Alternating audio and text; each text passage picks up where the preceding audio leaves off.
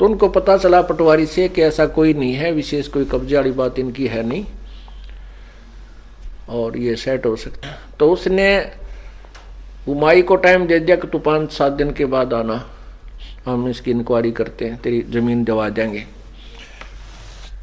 जब दोबारा वो माई गई तो उसका लालच आ गया बड़े अधिकारी के, 16 किले जमीन तू को ना खरीद ले, सस्ती मिल रहा कती। उन जो जमीन बोया करते थे उन मुजारों को तो उसने धमका दिया। वो तो कहने लगे जी जो तुम कहोगे हम ऐसे कर देंगे, हमने छोड़ देंगे हम इसकी जमीन को। उधर से उस माई को कह दिया कि वो नहीं छूट सकती तेरी जमीन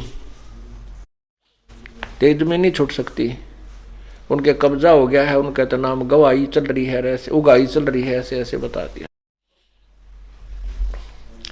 वो माई लागी रोन बुरी तरह। अब क्या होगा, ने बोला तने कुछ थोड़े बहुत पैसे चाहिए तो दिला दूंगा मैं। तो वह कई लाखों की जमीन थी, 10-20 हजार में वो माई पे ले ली, उस माई को दे दी, उसके अंगूठे दस्ते करवा के अपने नाम करो, अपने मतलब पत्नी का जैसे भी अपने कब्जे में उसने कर।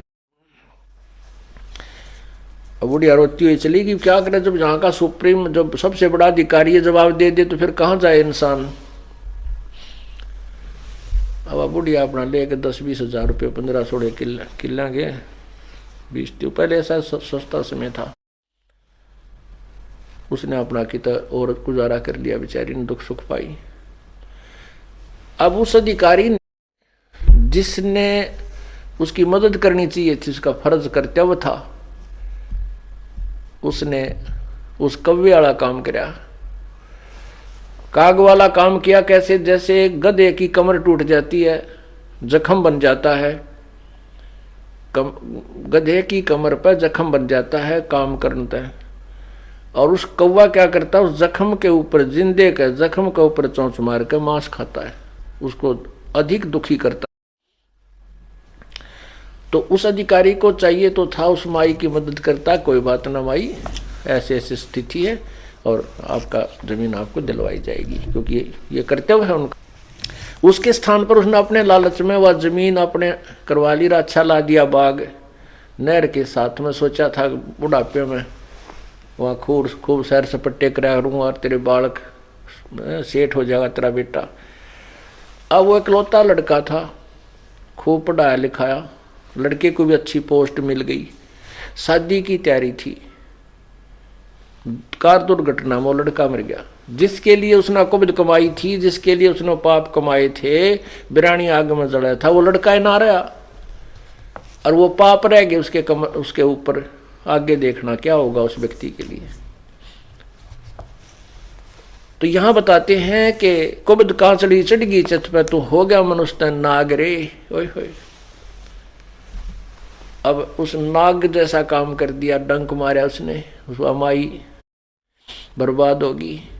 अपने स्वार्थ के लिए वह जमीन उसने अपने नाम करा ली। अब वो लड़का है ना रहा जिसको सुखी देखना चाहता था, उसने किधर दामाद बरतेंगे, पड़ोसी लेंगे, भाई बंद बांटेंगे और वो बनेगा गधा लंबी कमर का। तो यहाँ याद दिलाया जाता सत्संग के अंदर, कुबद कांचड़ी चढ़ रही चित पे तो हो गया मनुष्य नाग रे। मनुष्य वाला काम छोड़कर नाग वाले काम शुरू कर दिए। सूझे नहीं सजन सुख सागर बिना प्रेम बैराग रे। अब परमात्मा में बैराग और प्रेम जब जागेगा, तब जागेगा जब हम उसके संविधान से परिचित होंगे, अच्छे और बुरे का हमने ज्ञान हो जाएगा, फिर हम गलती नहीं कर सकते, हम कोई भी पाप नहीं कर सकते।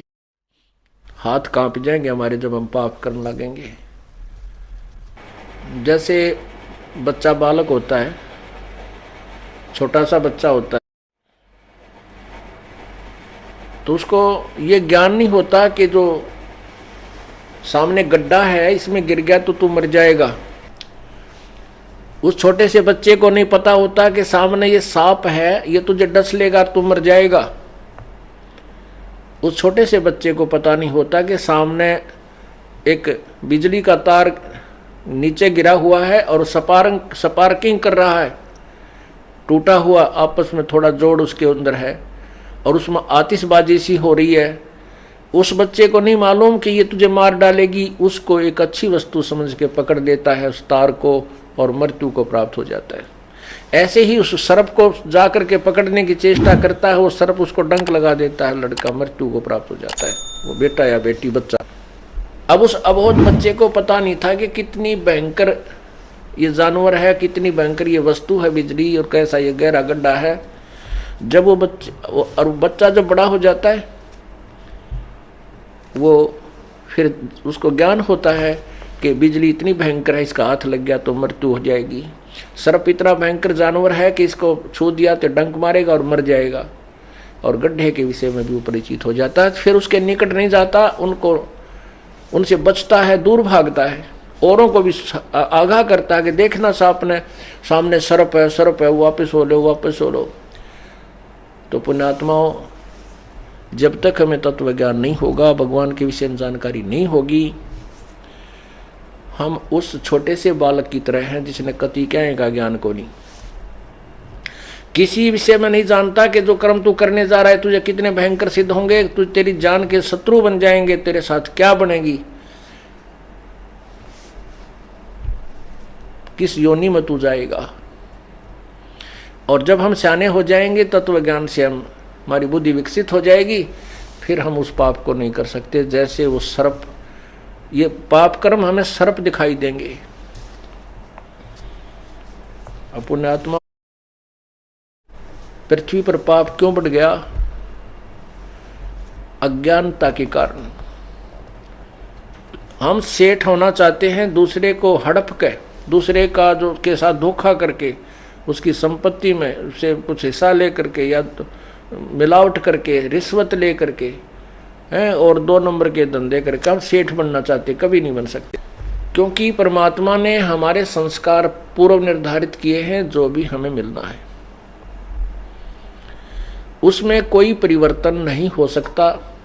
कब तक? जब तक हम पूर्ण परमात्मा की शरण में नहीं आएंगे और पूर्ण संत के द्वारा उस परमात्मा से लाभ पाने की विधि प्राप्त नहीं करेंगे, तो तब तक आपके किसी भी संस्कार में कोई परिवर्तन नहीं हो सकता। एक व्यक्ति था, उसने बताया कि ये ज्ञान सुनने के बाद आंखें खुल जाती है इंसान की। उसने बताया कि जी आपने जो ज्ञान सुनाया है ये सही बात है। क्या सुनाया था इस दास ने? कि जो पाप करते हो, आप सेठ बनना चाहते हो 2 के 20 बना के, तो वो पैसा आपके पास नहीं रहेगा, क्योंकि आपके भाग्य में नहीं है। आपके भाग्य में नहीं है वो पैसा, आपने 2 नंबर तक कमा तो लिया, लेकिन वो दूना डबल होकर जाएगा। और पैसा तो रहेगा नहीं, लेकिन उस पैसे 2 नंबर से कमाने के लिए जो पाप इकट्ठे किए थे, वो पाप तेरे पास रह जाएंगे, वो तुझे भोगने पड़ेंगे। अब उसने क्या बताया कि मेरा एक का लड़का था और 20-22 वर्ष का हुआ, उसकी शादी की तैयारी कर रहे थे। उसका जो है दोनों किडनी फेल होगी, दोनों गुर्दे फेल हो गए, खराब हो गए। तो उसके लिए पहले तो देसी वैद्य, फिर ऐसे झाड़े जंतर मंतर संत साधुआं द्वारा घूमे। फिर जब सब ने जवाब दे दिया, जब ऑल इंडिया मेडिकल में ले गए इंस्टीट्यूट दिल्ली में, पहले वहीं होते थे ये गुर्दे बदला बदली, वहाँ उन्होंने बताया कि इसके दोनों किडनी फेल होगी। ऐसे ही किसी से कह सुनकर कोई पैसे पूसे ले दे कर किडनी चढ़वाई बच्चे का। ऑपरेशन सफल हो गया लड़के का, लेकिन रुपये 3 लाख भी ऊपर लग गए हमारे। कोई बात नहीं भाई, बच्चे की जान बची, पैसे तो जो लगे सो लगे, खुशी मनाई। 6 महीने के बाद वही लड़का बस एक्सीडेंट में मृत्यु को प्राप्त हो गया। गुर्दे बदलवाने के बाद 6 महीने के उपरांत वही लड़का बस दुर्घटना में मर गया और पैसे थे वह सारे गए। फिर उसने अपने कुकर्म गिनवाए कि मेरे साथ तो इससे भी ज्यादा और होना चाहिए था, शायद ये थोड़ा हुआ। जो जिस तरीके से मैंने पैसे कमाए, उसने अपने धंधे के विषय में जानकारी दी कि मैं बहुत जुल्मी व्यक्ति था। अब आपके ज्ञान से अपने पाप दिखने लगे, नहीं तो मैं अपने पापा ने कभी नहीं देखूं था। और भगवान को लाने दिया करता है, भगवान मेरी गेल के करी तनया, कौन सा पाप मेरा आगे आ गया। अब पता लग गया कि जब इस जन्म में मैंने से पाप किए, पिछले में भी मेरी इसी स्थिति बूंदी वरती रही होगी कभी ना कभी। तो पुण्यात्माओं परमात्मा के तत्व ज्ञान के रोशनी में हमें अपने आगे और पीछे के कुकर्म दिखाई देने लग जाते हैं, और फिर हम बचने की चेष्टा करते हैं। हम अज्ञान अंधेरे में तो ठोकरे खाते रहते हैं, लेकिन ज्ञान में पाछा ठोकर नहीं खा सकता इंसान, या तो फिर उसको ज्ञान नहीं, नशा कर रखा है। तो हमने इस नशे को भी उतारना है जो काल ने हमारे ऊपर कर रखा है, और इस अज्ञान को भी हटाना है। नशा कौन सा है? इस माया का। जिसके पास थोड़ा धन हो गया, फूला नहीं समावे, कोई पोस्ट होगी, पता नहीं नू सोचा के बन गया, ये तेरा संस्कार है। और यदि तूने भविष्य की तैयारी नहीं की तो 84 लाख जूनी फिर तैयार है। अब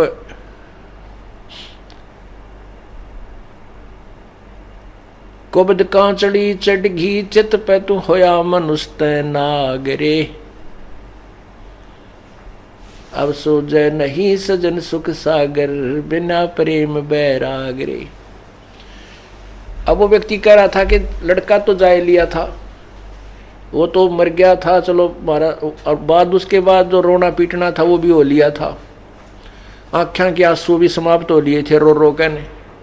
अब जीवन कति निरस दिखाई देता, जैसे हम वैसे अंधकार में घूम रहे हों। अब आपका ज्ञान सुनकर परमात्मा की महिमा से परिचित होने के बाद अपने मनुष्य जीवन के शेष जो समय है उसकी उमंग होगी कि वो नाश तो होना ही था, और मेरे कर्म इससे भी बुरे थे, लेकिन अब उन पाप कर्मों को धोने का, साफ करने का, उनको समाप्त करने का तरीका मिल गया। और अब उमंग है जीने की, आशा है मालिक और जीवन दे तो भक्ति के लिए दे, तेरी भक्ति करता रहूं, नहीं तो इस जीवन का कोई चारम नहीं रहा था। पुण्यात्माओं, ये तो जो अब हम मान ले बालक हो आप, अब आपको जीवन का के उद्देश्य का पता लग गया। जीने की इच्छा जो है वो इसलिए बनी रहेगी कि आपकी भक्ति करने अधूरी ना रह जा। अब आपको एक न्यारी उमंग बनेगी जीने की, नहीं तो ये डरे ढोरे थे पशु जैसे, धंधे करे पड़कर सोगे, तड़के करे, दिन में धंधे करे रात में पड़कर सोगे। किसी के पास 2 पैसे हैं तो कितना बकवाद नाम लागे, कितना होटल में जाकर बकवाद करे, घूटी शूटी लावे हैं, और कितना राजनीति में फंसे बैठे रहेंगे। यानी मूल उद्देश्य को भूल करके अपना जीवन व्यर्थ कर जाते। इसलिए बताते हैं कि सूझे नहीं सजन सुख सागर बिना प्रेम बैराग्रे।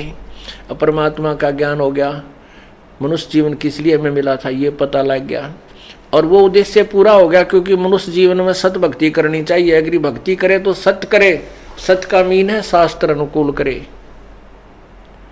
पवित्र गीता जी अध्याय नंबर 16 के श्लोक नंबर 23 में कहा है कि शास्त्र विधि को त्याग कर जो मनमाना आचरण करते हैं, अर्थात अपने मनमानी पूजाएं करते हैं जो शास्त्र अनुकूल नहीं है, उनको ना तो कोई कार्य सिद्ध होता है उनका, ना कोई सिद्धि होती है, ना सुख होता है, ना उनकी गति होती है। और इन 3 वस्तुओं के लिए हम भक्ति करते हैं। फिर हमें मनुष्य जीवन का जो ज्ञान हो गया कि ये किस लिए हमें मिला था, परमात्मा की भक्ति करनी है और शास्त्र अनुकूल करनी है। और शास्त्र अनुकूल भक्ति करते हुए जो तुम्हें आनंद आएगा, जो खुशी होगी, फिर जब ये संसार छोड़कर हम जाएंगे तो हमें आगे जा करके पछताना नहीं पड़ेगा। ठीक है, परमात्मा ने जितना जीवन दिया है, और जब ये शरीर छूटेगा तो हमें पश्चाताप नहीं बनेगा। हमने ना ये मन में नहीं आएगी ईब के बनेगी, ये मन में कति नहीं आओगी कि अब क्या बनेगा आगे, नहीं। अब हमने जैसा हमारी सामर्थ्य थी, जितनी हमारी मेहनत हमने किया, जैसा भी भक्ति की, वो आगे हमें प्यार मिलेगा। अब हम खाली नहीं जा रहे। जैसे बच्चे सब एग्जाम में बैठते हैं जिन्होंने शिक्षा ग्रहण कर रखी है, खूब पढ़ाई कर रखी है, अभ्यास कर रखा है अपने पूरे वर्ष में, तो वो घबरा कर नहीं जाते, उसमें थोड़ी सी घबराहट होती है, ज़्यादा नहीं। और जो किसी ने किताबें ठाके ना देखी, कभी पढ़े ही नहीं, तो फिर वो जाते हैं, उनको पता होता है कि ये बूंदी बनेगी, के लिख का आऊँगा, कुछ याद है को नहीं, और वो घबराहट में कुछ थोड़ा बहुत याद है वो भी भूल जाते हैं, फिर तो वो फेल हो जाते हैं। ऐसे ही जब हम यहाँ संसार छोड़कर चलेंगे, क्योंकि हमने परमात्मा की जैसी सामर्थ्य अनुसार अपनी भक्ति दान धर्म किया हुआ है, तो हमने चिंता नहीं बनेगी, निर्भय होकर जाएंगे। और आगे परमात्मा आपको खड़े मिलेंगे, क्योंकि हम धनी के हो गए, हमने आगे स्थान बना लिया। शरीर छोड़ने से पहले हमारा आगे स्थान बन गया। कहाँ बन गया? हमारा गुरुजी हो गए। और गुरुजी संत जो होते हैं वो परमात्मा के नुमाइंदे होते हैं और अपने उस घर में ले जाते हैं जहाँ से वो आए होते हैं। तो आप जब यहाँ से चलोगे, परमात्मा आपको सामने खड़ा मिलेगा, आपका ठिकाना हो गया। और जिन्होंने आगे ठिकाना बनाया नहीं, भक्ति की नहीं, तो फिर वो कहीं ठिकाना नहीं है। वो 84 लाख योनियों के इस अरट के जैसे कुएं में वो फिर शुरू हो जाए। अरसुमरै सो हंस कहा वह कामी करो दी कागरे, बौरा न भरम विष के बन में चल बेगमपुर बागरे। अब जैसे कोई भक्ति करता है उसको भगत जी कहते हैं, शराब पीता है उसको शराबी कहते हैं, चोरी करता है उसको चोर कहते हैं, डाके मारता है उसको डाकू कहते हैं। अब जैसे पहले कोई कैसी भी गलती करता था, अब भक्ति कर रहा है तो वो भगत जी हो गए। एक भक्त था हमारा सेवक, तो उसने नाम लिया और वो हमारी रिश्तेदारी में भी पड़ा है, तो वो उसने नाम ले लिया। तो उसका भाई जो है शराबी एक नंबर का, क्योंकि ये शराबी जो होते हैं ना, ये आदमी बहुत कम मिल पावे। वैसे शराब उतरे पाछे तो बहुत अच्छे बतलाते हैं, शराब पिए पाछे फिर ये किसी के काबू के नहीं होते। तो पहले गांव-गांव सत्संग करने पाठ करने जाते थे। और एक और भगत था जो दिल्ली साइड का, उसने नाम लिया था। तो उसको ये बताया गया था कि आप वहां आ जाना, वहां 3 दिन सत्संग करेंगे हम गांव में। उनका एड्रेस बता दिया। तो उसमें जो जिसका हमने पाठ करना था उसका भाई का पाठ था, शराबी का। तो भाई के न कम जाने थे, उसने ज्यादा जाने थे। वो ड्राइवर था रोडवेज का, वो हमारी रिश्तेदारी में पड़ा है, उसका भीम नाम। तो हमने उस साथ में एड्रेस ये लिख रखा था कि कृष्ण ने ना जाने तो भीम ड्राइवर पूछ लियो। बोला ठीक है। तो उसने आके पूछा, बोला भाई सत्संग है वहां जाना हमने। बस अड्डे से दूसरी तरफ उनके घर थे। तो वो एक आदमी मिल गया ना, बोला किस जगह? बोला उसने बताया कि भीम ड्राइवर अड़के जाना। बोला उनका किसा सत्संग होता? एक नंबर का शराबी है, वहां का सत्संग होता। उसको पता नहीं था, दूसरे से पूछा, उसने भी नहीं कहा। बोला वो भीम ड्राइवर शराबी गए, वो किसे सत्संग कराओ भाई? वो घर जरूर बता देंगे, आगे चला जाए इस साइड में, वहां पूछ लिए। जगह बताते चले गए, 4 मिले, 4 ये शब्द बोले कि वो किसा शराबी हो, किसके? वो तो शराबी है। तो वो पहुंच गया वहां पर, उसने सत्संग सुन भी, वो तो नाम लिए रखा था उसने। तो दूसरी बार फिर 6 महीने के बाद, 1 वर्ष के बाद फिर दोबारा सत्संग था वहीं पर। तो वही भगत फिर उसको पता लगा कि वहाँ सत्संग कर रहे हैं गुरुजी, क्योंकि पहले हम जिस गांव में सत्संग करते थे हमारे भगत वहीं पहुंच जाया करते थे मिलने के लिए, अपनी कोई समस्या समाधान के लिए। तो ऐसे हमने लिस्ट बना रखी होती थी, वो लिस्ट दे देते थे, भी ये कोई पूछे थे बता देना। तो वो भगत फिर उसी गाँव में आया और उनके घर ही से उलट पुलट गाली गलिया में कहे 1-2 आदमी आ ले तो उसका समझ ना आवे कहाँ सी हो रहा सत्संग। तो उसने फिर उसकी जब वो दूसरी बार आया तो उसने भीम का जिक्र नहीं कराया, बोला मैंने कृष्ण का जाना है, वो डॉक्टर है कृष्ण। तो उन हमारा भगत मिल गया ने बोला वो कृष्ण डॉक्टर का उसने नाम ले लिया उस भीम ड्राइवर ने, और उन्हीं का वो पाठ हो रहा था उस दिन। तो वो भगत मिल गया हमारा कोई, उसको कहने लगा किसका जाना, कृष्ण का जाना, भीम का नाम ना ले शराबी कहेंगे उसने। तो उन्हें बोला वो कृष्ण का ना होता हो तो भीम भगत जी का पाठ होने लग रहा है, भीम भगत जी का पाठ हुआ है। उसने सोचा ये गलत समझ रहा है, मैंने बोला भाई मन न कृष्ण का जाना, भीम भगत जी कोई और होगा। उसने सोचा वो शराबी का करते भगत जी कैसे बोल रहा है इसको। दूसरे से पूछा, दूसरे बताया, बोला भाई हाँ भाई भीम का ही पाठ हो रहा है, उसने नाम ले लिया, शराब शुरू छोड़ दी। कहने का भाव दास का ये है कि पहले तो शराबी को था और अब भीम भगत जी नाम से प्रसिद्ध हो गया। तो इसका यही अर्थ है कि हर सुमर सो हंस कहावे, कामी क्रोधी कागरे, और भौरा ना भर में विष के बन में चल बेगमपुर बागरे। कहने का भाव यह है कि यह संसार एक विषय विकारों का वन है, और जैसे किकर के बबूल का बाग वन हो, उसमें जहां भी जाओगे कांटे लगेंगे। तो ये संसार जो है ये बबूल का वन है, इसमें कदम कदम पर पैराम ना लगेंगे तो मुंह पर लगेंगे, कितने न कितने हाथ में लगेंगे, यानी कोई न कोई कष्ट इस संसार में आपको बना ही रहेगा। बेगमपुर बाग में चलो जहां पर कांटे नाम की चीज नहीं, बेगमपुर, बेगम, जहां कोई कष्ट ना हो, कोई दुख ना हो, कोई गम ना हो।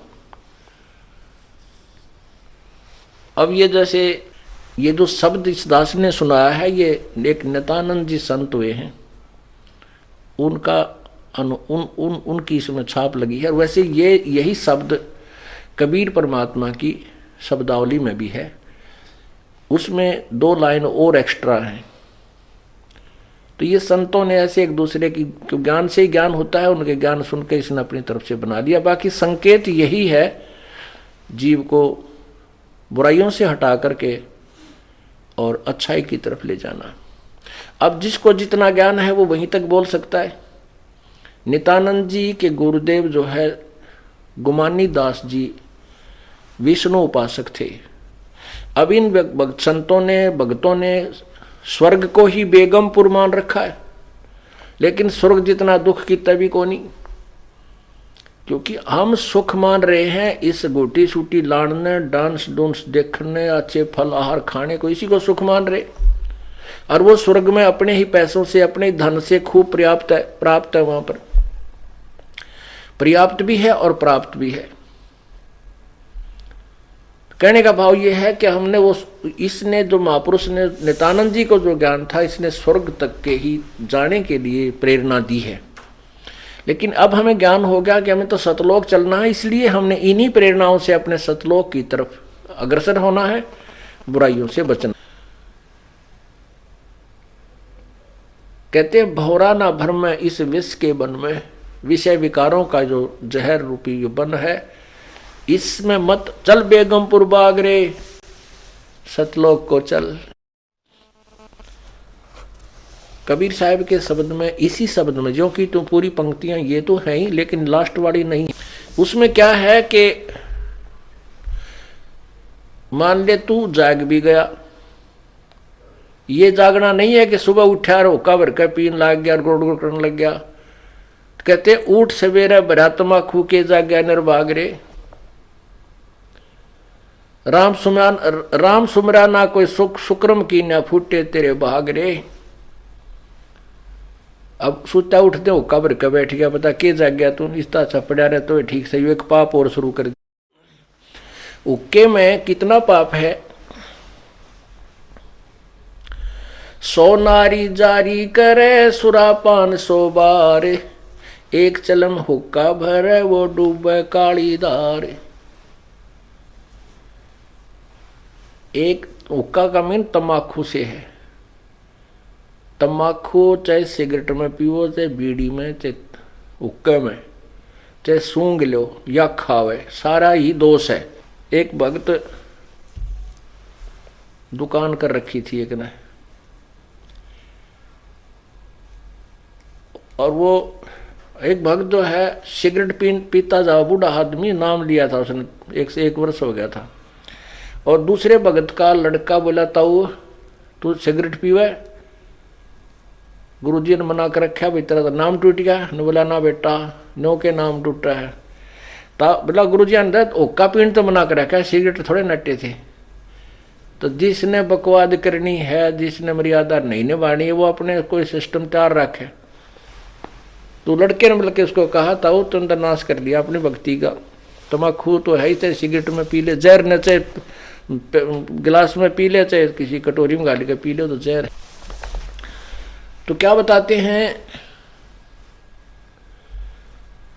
कहते हैं पर द्वारा स्त्री का खुल है, 70 जन्म अंधा हो डोल है। सुरापान मदमासा हारी, गमन करें भोगे पर नारी, वो 70 जन्म कटेंगे शीशम, साक्षी साहिब है जगदीशम। जैसे किसी पर स्त्री गमन करने वाले को कितना दोष होता है, कहते हैं 70 जन्म अंधा हो डोल है। फिर सुरापान मदमासा हारी, दारू पीवे, मांस आहार करे और पर स्त्री गमन करे, उसके साथ क्या होगा, सुरापान मदमासा हारी, गमन करे भोग पर नारी, 70 जन्म कटेंगे शीशम, साक्षी साहिब है जगदीशम।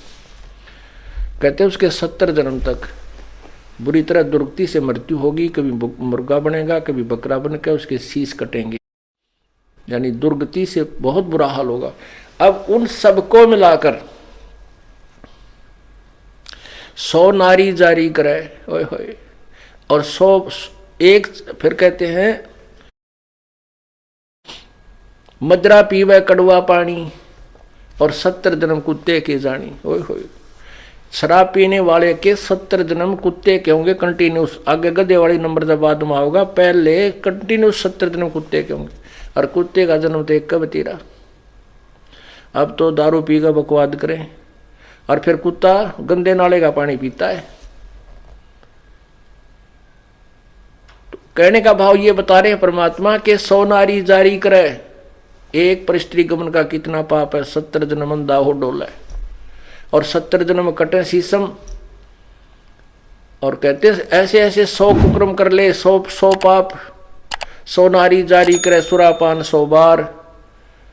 एक बार शराब पीने तक कितनी हानि बताई, मदरा पीवे कड़वा पानी, 70 जन्म कुत्ते के जाने। 100 नारी जारी करे सुरापान 100 बार, और एक चलम हुक्का भरे, वो डूबे काली धार। उनसे भी अधिक कितना पाप है, कहते एक हुक्का भर के देने वाले को, पीने वाले का तो बेड़ा गर्क होएगा, जो भर के दे उसमें सहयोग देता है उसको भी इतने पाप लगेंगे, वो भी डूबे काली धार अर्थात घोर नरक में डाला जाएगा।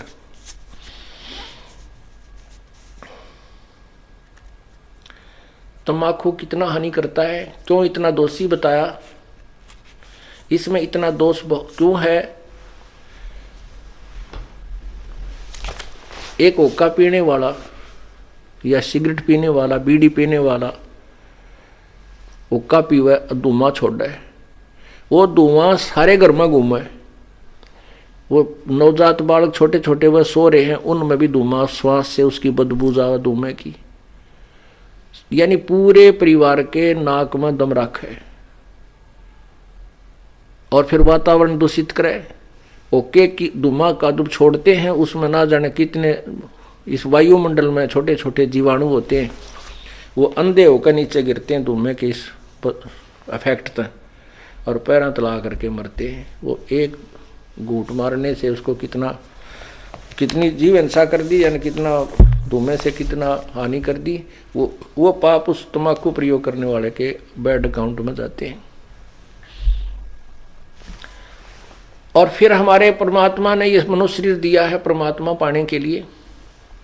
इसमें ये ईड़ा, ये पिंगला, ईड़ा और पिंगला ये 2 नाड़ी बताई जाती हैं अंदर शरीर में, और इनके बीच में मध्य में जाकर के एक सुषुम्ना नाड़ी है जिसकी सुई की नोक टेक है, ऐसा सुराख है जो भक्ति के प्रभाव से ये अपने आप ब्लड की तरह हवा भर के वो खुल जाता है, और फिर उसमें से आत्मा अंदर जाकर के फिर नीचे मूल कमल से प्रारंभ होती है।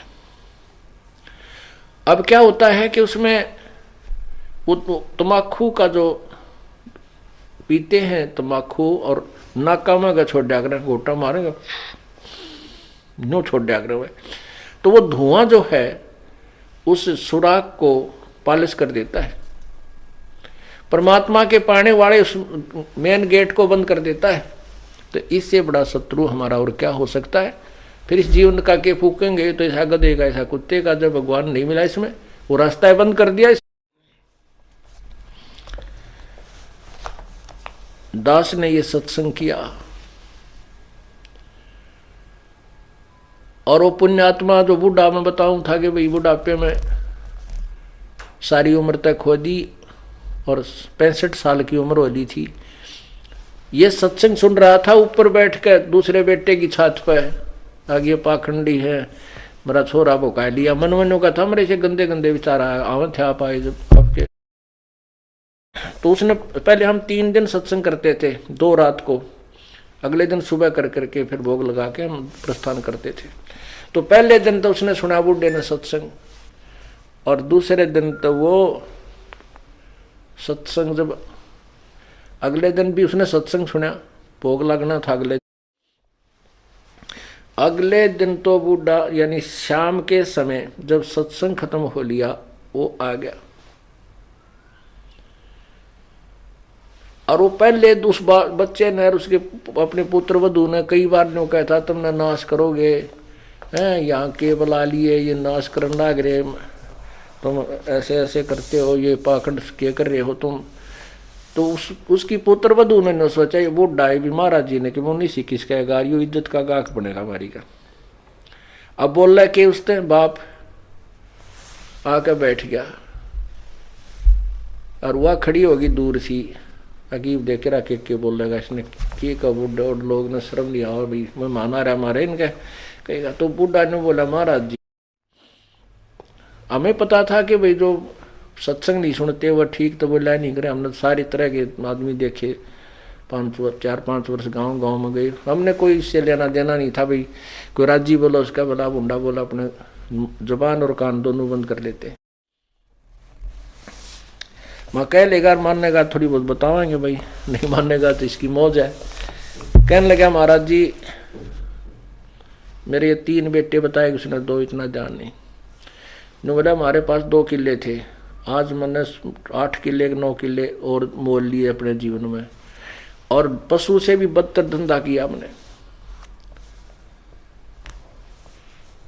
और आज जो आपका ज्ञान सुना ये बातें मैंने कभी सुनने को नहीं मिली ना। मैं कि तो जाया करता, मैं 3 सत्संग करने वाला न पाखंडी समझा करता था।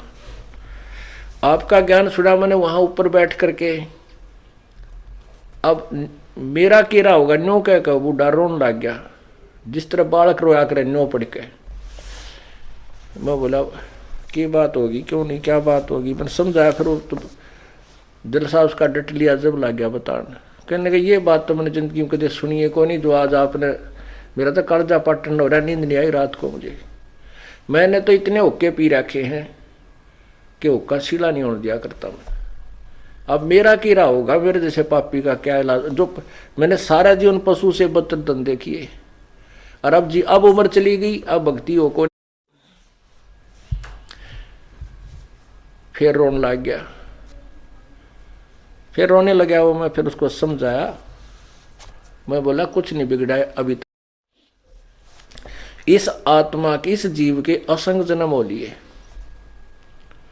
और यदि अब भक्ति नहीं शुरुआत करी तो आगे भी ये झंझट सदाई बना रहेगा।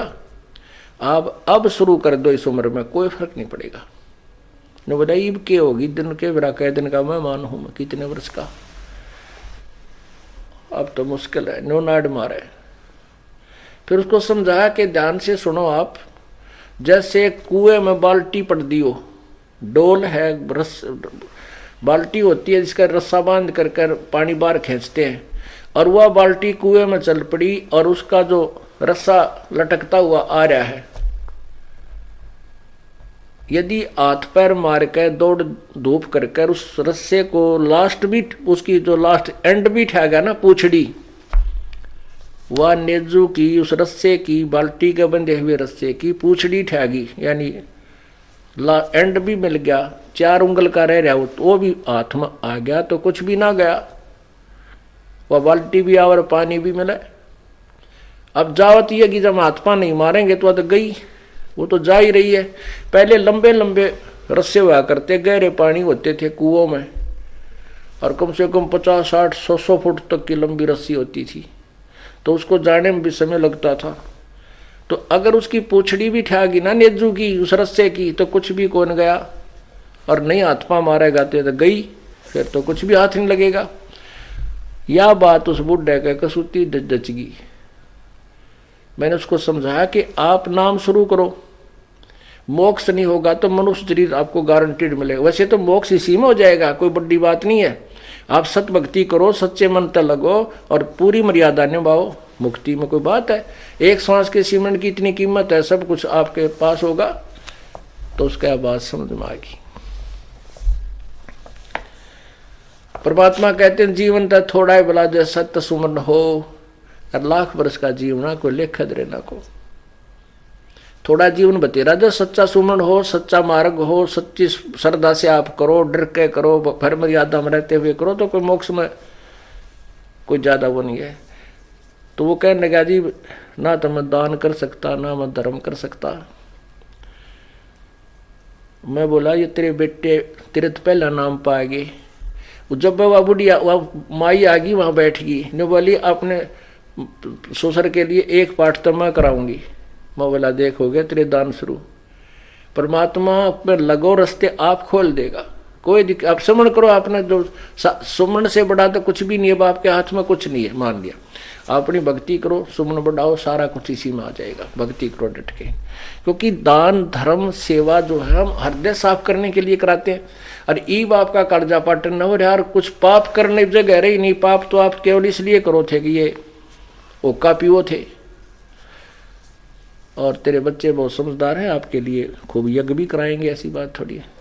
तो उसने उस बुढ़े नाम लिया, 10 वर्ष वो जिया, खूब डट कर भक्ति करी, 3 नाम प्राप्त किए और अपना शरीर छोड़ के आराम से चला गया। बोलो सतगुरुदेव।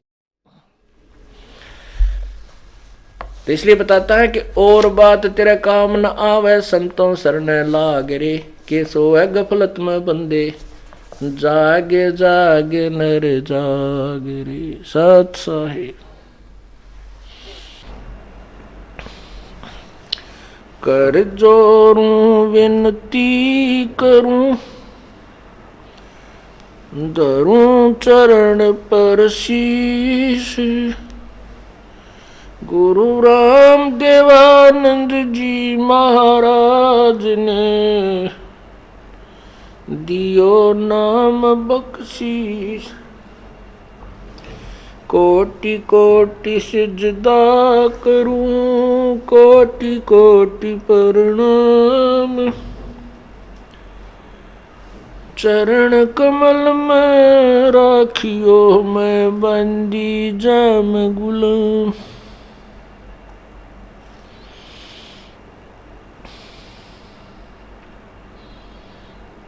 कुत्ता तेरे दरबार का, मोतिया मेरा नाम, गले प्रेम की जेवड़ी, आँखें चोवा जाऊं मैं, तो करो तो बावड़ू,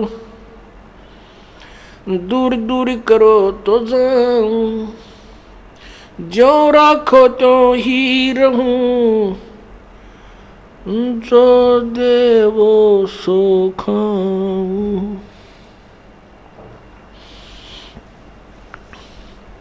जय इब के सतगुरु मिले, सब दुख आँखों रोए, चरणों ऊपर शीश धरूं, कहूँ जो कहनी हो, गुरु जी तुम ना भूलियो, चाहे लाख लोग मिल जाएं, हमसे तुमको बहुत है, तुमसे हमको नहीं।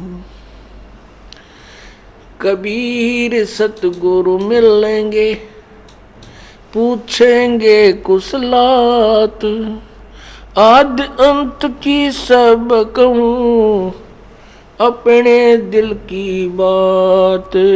गुरु जी तुम ना भूलियो, चाहे लाख लोग मिल जाएं, हमसे तुमको बहुत है, तुमसे हमको नाई। तुम्हारे विसारे क्या बने, किसकी शरण में जाऊं, शिव विरंच मुनि नारदा, तिनके हृदय न समाऊं। अब गुण किए तो बहुत किए, करत न मानी हार, बावे बंदा बख्श दियो, बावे गर्दन उतारे। अब गुण मेरे बाप जी, बख्शो गरीब नवाजे, जो मैं पूत कपूत हूँ, बोहड़ पिता को लाज। मैं अपराधी जन्म का, नक्सक भरे विकारे, तुम दाता दुख भंजना, मेरी करो संवार।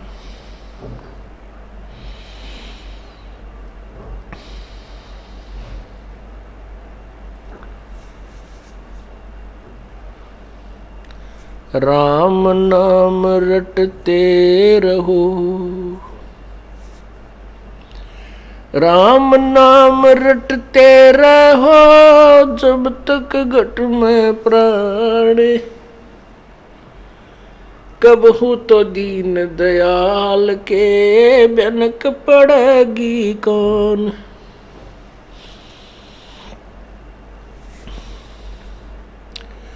राम रटत कोढ़ी भलो, चू चू पड़े जो चाम। वो सुंदर शरीर किस काम का, जामुख नाही नाम। राम रटत दारिद्र भलो, टूटी घर की छान। वो कंचन मैल किस काम के, जहाँ भक्ति नहीं भगवान।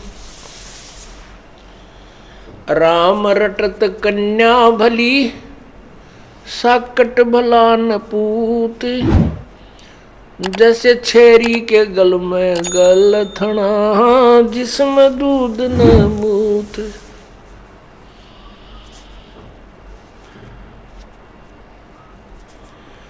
भाई लूट सको तो लूटियो, राम नाम की लूट। पीछे फिर पछताओगे, प्राण जाएंगे छूट।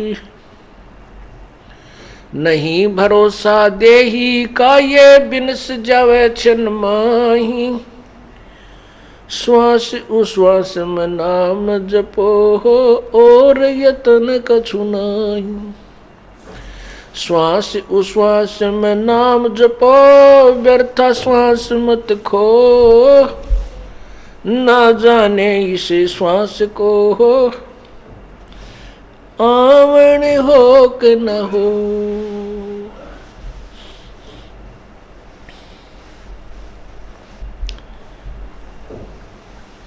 परम पिता परमात्मा पूर्ण ब्रह्म बंदी छोड़ कबीर देव जी, कबीर परमेश्वर, अल्लाह कबीर, हक्का कबीर, सत कबीर, अविनाशी कबीर। ये वही परमात्मा है जो बनारस में, काशी में 120 वर्ष तक एक धानक की अर्थात जुलाहे की भूमिका करके अपने तत्व ज्ञान का प्रचार करके और अपनी समर्थता का प्रमाण दे करके सहशरीर सतलोक चले गए थे। सहशरीर आए थे, सहशरीर सतलोक चले गए थे।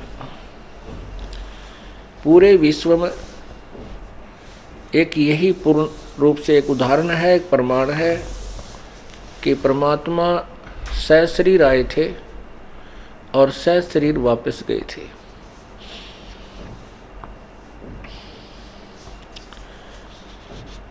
पुण्यात्माओं,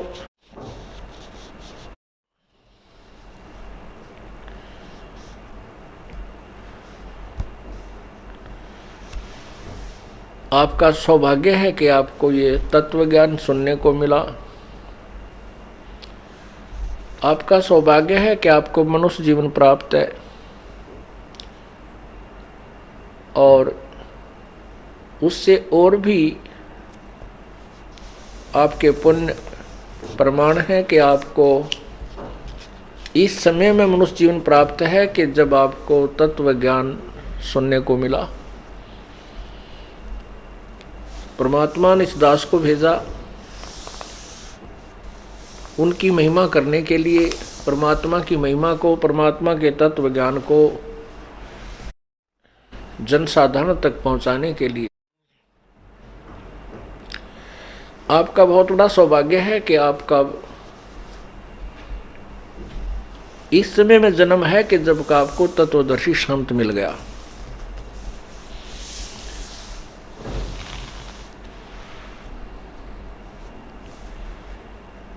पूर्ण परमात्मा की प्राप्ति के लिए आत्मा उसी दिन से प्रयत्नशील है जिस दिन से ये उससे बिछुड़ी है, क्योंकि काल भगवान ने उसी दिन अपने रंग दिखाने शुरू कर दिए थे जिस दिन से हम इसे मिले। अर्थात हम सभी आत्माएं दुर्गा के अंदर थे और दुर्गा एक युवती लड़की परमात्मा ने बनाई और इस काल के पास भेजी थी। इस काल भगवान ने उसके साथ उसी समय से दुर्व्यवहार शुरू कर दिया था और उसी समय से वो परमात्मा को पुकारने लग गई थी, मेरी रक्षा करो, मुझे बचाओ। उसके बाद फिर हमारा जन्म हुआ। हम यहाँ पर काल ने सूझबूझ से इस 5 तत्वों की कैद में बांध करके ये झूठा सारा साजबाज हमारे ऊपर जकड़ दिया और हमें जीव बना दिया। पहले हम हंस रूप थे, परमात्मा परमहंस रूप है। हम आत्मा थे, प्रभु परमात्मा हैं। आत्मा और परमात्मा के गुण बहुत से मिलते जुलते हैं, केवल सामर्थ्य में अंतर है। बाकी परमात्मा का शरीर भी नूरी है, हमारा शरीर भी वहाँ नूर का होता है। आत्मा भी अविनाशी है, प्रभु भी अविनाशी है, लेकिन परमात्मा समर्थ है और आत्मा समर्थ नहीं है। अब हम वहाँ पर परमात्मा जैसे गुणों युक्त थे और यहाँ आकर के हम जीव बन गए। धर्मदास साहिब जी कहते हैं, मेरे हंसा भाई हंस रूप था जब तू आया, अपना स्वरूप भूल में भूला ताते जीव कहाया। मेरे हंसा भाई तू हंस रूप था जब तू आया। अब हमने उस परमात्मा को पाने के लिए फिर हंस ही बनना होगा, तभी हम उस परमेश्वर को पा सकेंगे, उसके लोक में रह सकेंगे। उसी समय से ये आत्मा परमात्मा की चाह में लगी हुई है। इस काल भगवान ने अपनी सूझबूझ से इस जीव आत्मा को भ्रमित कर दिया। झूठे गुरु बना के, झूठे संत भेज के शास्त्र विरुद्ध साधना पर सबको आरूढ़ कर दिया। पूर्ण परमात्मा का नामो निशान मिटा दिया। भगवान कैसा है, कौन है, ये सारी रोल गदोड़ कर दी। कोई कहता है भगवान निराकार है, कोई कहता है भगवान विष्णु है, कोई कहता है भगवान शिव जी है, कोई कहता है भगवान ब्रह्मा है। यही सर्वसृष्टि रचनहार है। कोई कहता है भगवान तो ब्रह्म है, यानी किसी की भी थ्योरी, किसी का भी सिद्धांत एक दूसरे से मेल नहीं करता। जो लोकवेद है, लोकवेद के आधार से सभी आधारित हो गए। न तो पवित्र हिंदू धर्म के अनुयायियों को अपने पवित्र सदग्रंथों के विषय में जानकारी, और न ही पवित्र ईसाई धर्म के अनुयायियों को अपने ही सदग्रंथ के, अपने ही पवित्र बाइबल के विषय में जानकारी कि वो क्या बताना चाहता है, क्या संदेश दे रहा है। परमात्मा साकार है या निराकार, कौन है, कहाँ रहता है, ये सब विद्वान है हमारे सदग्रंथों में। लेकिन हमें जो ज्ञान प्राप्त है वो लोक वेद के आधार से है। नहीं पवित्र मुसलमान धर्म के अनुयायियों को पवित्र कुरान शरीफ के विषय में जानकारी है कि वो क्या संदेश हमें देना चाहता है। केवल लोक वेद के आधार से हमने जो सुनाया है कि अल्लाह परमात्मा गॉड निराकार है, वो फॉर्मलेस है, बेचून है, अर्थात उसकी कोई आकार नहीं है, वो केवल उसकी शक्ति सर्वव्यापक है। तो इस तरह की थ्योरी से, इस तरह के सिद्धांत से हम एक दूसरे से सुनकर संतुष्ट हो चुके थे।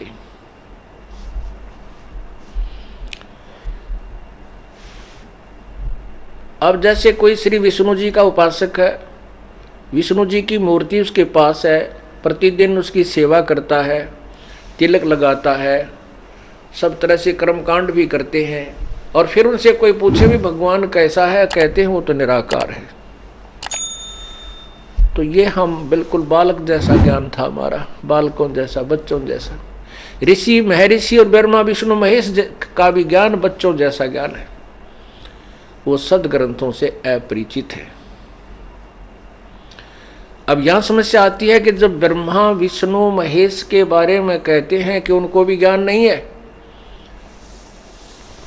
तो ये एक बहुत अभद्र सी बातें लगती है, अभद्र सी स्टेटमेंट लगती है किनको, जिन्होंने आज तक तत्वज्ञान कभी सुना ही नहीं और जिन्होंने अपने सदग्रंथों का भी ज्ञान नहीं। उसके लिए आपको थोड़ा सा सदग्रंथों का सहारा लेना पड़ेगा। पुण्यात्माओं, ये एक ऐसी जटिल समस्या होगी कि भगवान को भगवान सिद्ध करने के लिए ना जाने कितने प्रमाण देने पड़ते हैं। लाल को लाल ही सिद्ध करने के लिए ढेर सारे प्रमाण देने पड़ते हैं, क्योंकि लाल को तो हमने, किसी ने, अनजानों ने कौड़ी बना रखा है और छोटे सिक्कों को लाल सिद्ध कर रखा है। उनको महत्व हमें सुना रखा है, लेकिन लाल के गुण जरूर गा रखे हैं, परंतु लाल से अपरिचित हैं। ब्रह्मा विष्णु महेश भी ज्ञान से परमात्मा के बारे में बिल्कुल नहीं जानते, अपरिचित हैं। सबसे पहली बात तो ये ध्यान रखनी चाहिए, हमें याद रखना चाहिए कि हमने श्री ब्रह्मा जी, श्री विष्णु जी, श्री शिव जी का ज्ञान कहाँ से प्राप्त हुआ? पवित्र पुराणों से, क्योंकि इनसे अलग कोई शास्त्र नहीं जो इनकी जानकारी देते हो। उन्हीं पुराणों में क्या लिखा है वो हम अब स्वयं पढ़ेंगे, क्योंकि हम अब अक्षर ज्ञान युक्त हैं। पहले समस्या क्या रही कि हमारे पूर्वज थे वो तो थे अनपढ़, अशिक्षित, और एक संस्कृत भाषा को पढ़ने का एक ही वर्ग को अधिकार था। उनको ABC का ज्ञान था ही नहीं, क्योंकि ब्रह्मा को नहीं, विष्णु को नहीं, शिव जी को नहीं, तो अन्य देवता ब्राह्मणों को और गुरुओं को, संतों को, ऋषियों को कहाँ से हो सकता है?